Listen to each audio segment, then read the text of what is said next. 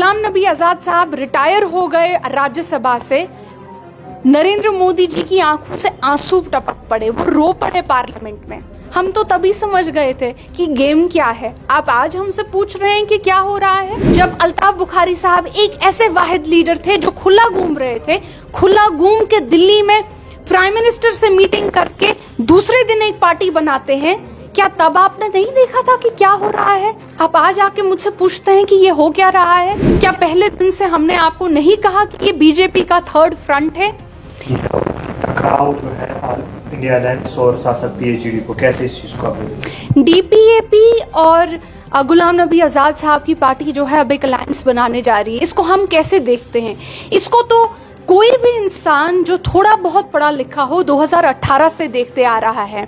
2018 में जब बीजेपी के राम माधव साहब जम्मू और कश्मीर आए थे, उन्होंने एक अलायंस बनाने की बात की थी, जिस अलायंस का नाम उन्होंने थर्ड फ्रंट रखा था। अगर आपको मेरी बात पे यकीन नहीं हो रहा तो मैं चाहती हूं आप नवंबर 9, 2018 का द हिंदू अखबार खोलें और उसमें इस न्यूज को देखें। ये थर्ड फ्रंट जो शुरू हुआ, ये नेशनल कॉन्फ्रेंस को गिराने के लिए शुरू किया गया था बीजेपी की तरफ, और इसमें बाज़ाबिता एक प्रेस कॉन्फ्रेंस हुई। उस प्रेस कॉन्फ्रेंस में सजाद लोन साहब जो ने शमूलियत की, और ये बाज़ाबिता तौर पे और साफ साफ तौर पे कहा गया कि नेशनल कॉन्फ्रेंस के खिलाफ एक थर्ड फ्रंट।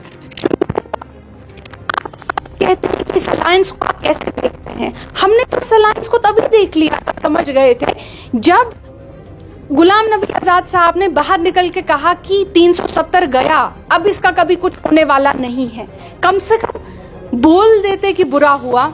हम तो तभी देख लिया था हम लोगों ने इस अलायंस को, जिस वक्त मोदी जी ने, जिन्होंने यहाँ पे 370 को तोड़ा, जिन्होंने 35A को छोड़ा, जब गुलाम नबी आजाद साहब रिटायर हो गए राज्यसभा से, नरेंद्र मोदी जी की आंखों से आंसू टपक पड़े, वो रो पड़े पार्लियामेंट में।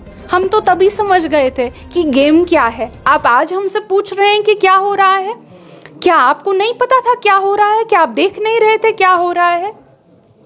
जिस वक्त सभी पॉलिटिकल पार्टी कश्मीर में जेल में बंद कर दिया गया था, जब अल्ताफ बुखारी साहब एक ऐसे वाहिद लीडर थे जो खुला घूम रहे थे, खुला घूम के दिल्ली में प्राइम मिनिस्टर से मीटिंग करके दूसरे दिन एक पार्टी बनाते हैं, क्या तब आपने नहीं देखा था कि क्या हो रहा है? आप आज आके मुझसे पूछते हैं कि ये हो क्या रहा है?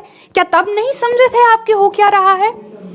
जिस वक्त हर महुआ मोइत्रा एक एमपी है, आईसीयू में थी, आईसीयू में उनका एमपीशिप खत्म हो गया, मेंबर पार्लियामेंट नहीं रही। आईसीयू में होने के बावजूद बीजेपी की सरकार ने कहा घर से बाहर निकल जाओ, सरकारी अकोमोडेशन किस बात पे मिलेगी जब एमपी नहीं हो।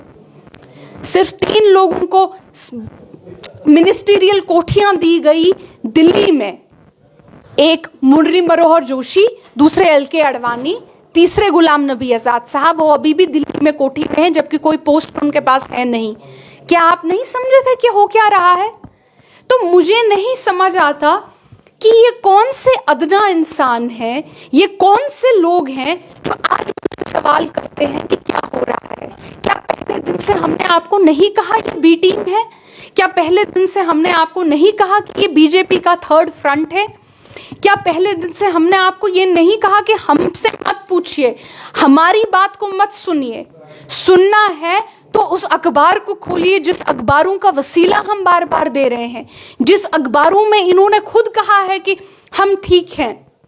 जब डिलिमिटेशन में यहाँ की सीटों का बंटवारा इस तरह से किया गया कि हमारा गला घोंटा गया हमारे वोट का, क्या सजाद गनी लोन की पार्टी ने बयान नहीं दिया कि डिलिमिटेशन बहुत अच्छा हुआ? और डिलिमिटेशन जो है, इस कमीशन के खिलाफ नेशनल कॉन्फ्रेंस अफवाहबाजी फैला रही है। आप सो रहे थे क्या? आप देख नहीं रहे थे क्या कि हो क्या रहा है? ये तो एक एक कड़ी सामने आ रही है। हम तो पहले दिन से आपको बोल रहे हैं कि हो क्या रहा है, आप आज समझ रहे हैं हो क्या रहा है। लेकिन याद रखिएगा, जो हम आपको बोलेंगे शायद उस वक्त आपको हमारी बात सच्ची लगे, झूठी लगे, क्या लगे, 10 साल बाद आप हमारे पास आएंगे और कहेंगे बिल्कुल आपने जो कहा था वही सही था।